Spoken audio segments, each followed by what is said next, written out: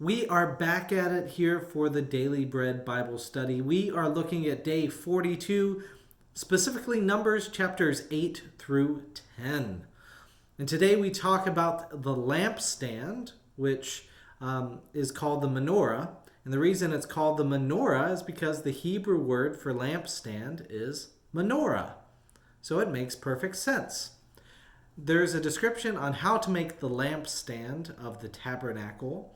In Numbers chapter 8, verse 2, "Speak to Aaron and say to him, when you set up the lamps, the 7 lamps shall give light in front of the lampstand." There is a 9-candle version of it, the Hanukkah, used for Hanukkah.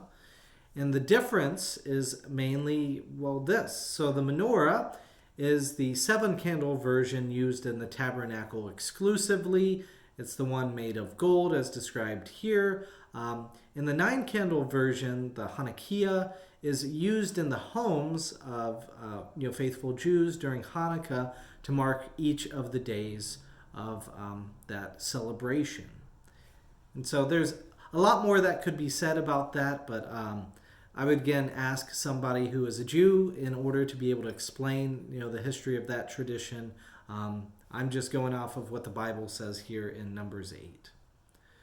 So the consecration and the service of the Levites is then discussed. The laying on of the hands is passing along what exactly? Well, passing along the blessings, passing along the responsibilities, the dedication to God, and even the Spirit of God as well too. So the laying on of hands is a medium through which God's blessing as the priests who have been made holy. It is making holy the things that are touched, and it's in some sense just the passing on of special significance through physical touch. In Numbers chapter 8, verse 10, "The Israelites shall lay their hands upon the Levites, and the Levites shall lay their hands on the heads of the bulls." And this is all because God considers the Levites special. In Numbers 8:18, it's a reminder, "I have taken the Levites in place of all of the firstborn among the Israelites."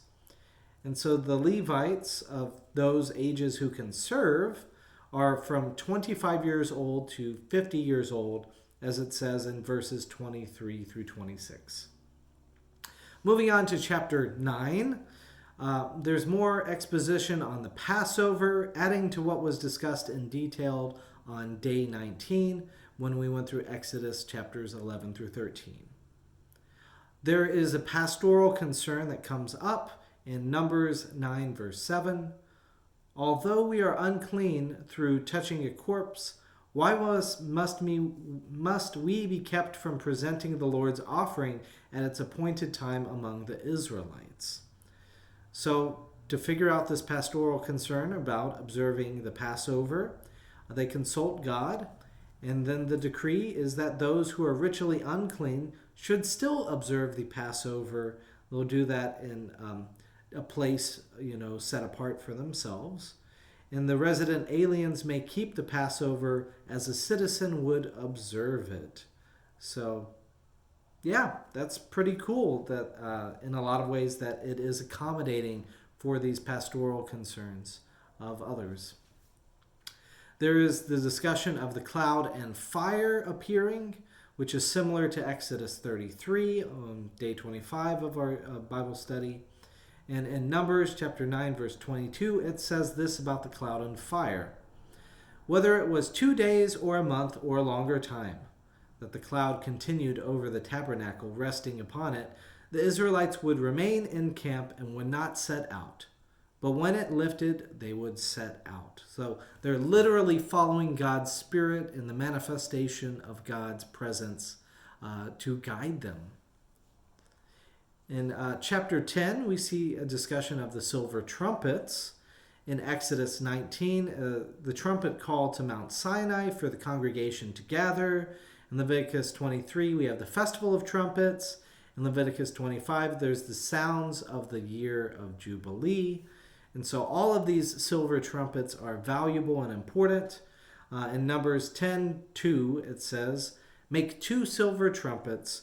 You shall make them of the hammered work, and you shall use them for summoning the congregation and for breaking camp.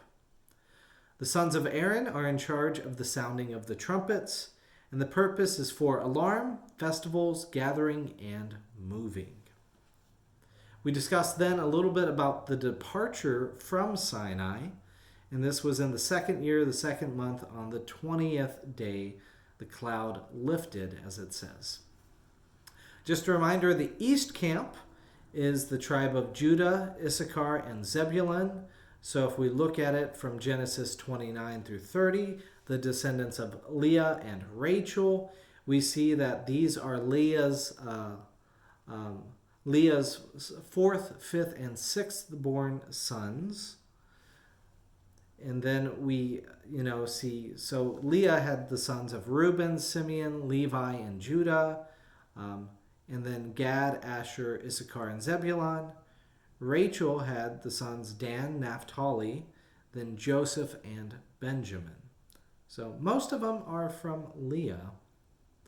The Gershonites and the Merarites follow after the east camp of Judah, Issachar, and Zebulun. Then the south camp comes with Reuben, Simeon, and Gad.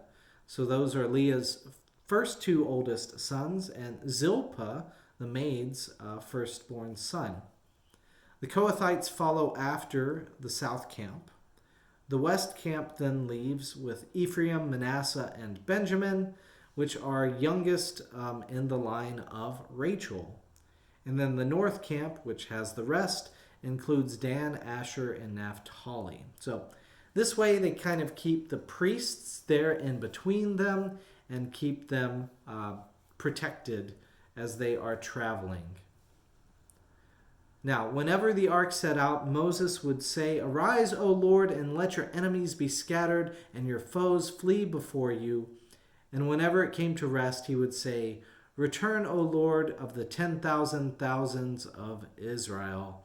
And that concludes Numbers chapter 10, verse 35. So there you have it, all of the process of the tabernacle and a little bit more about it, and especially the process of getting up to go follow God's Spirit.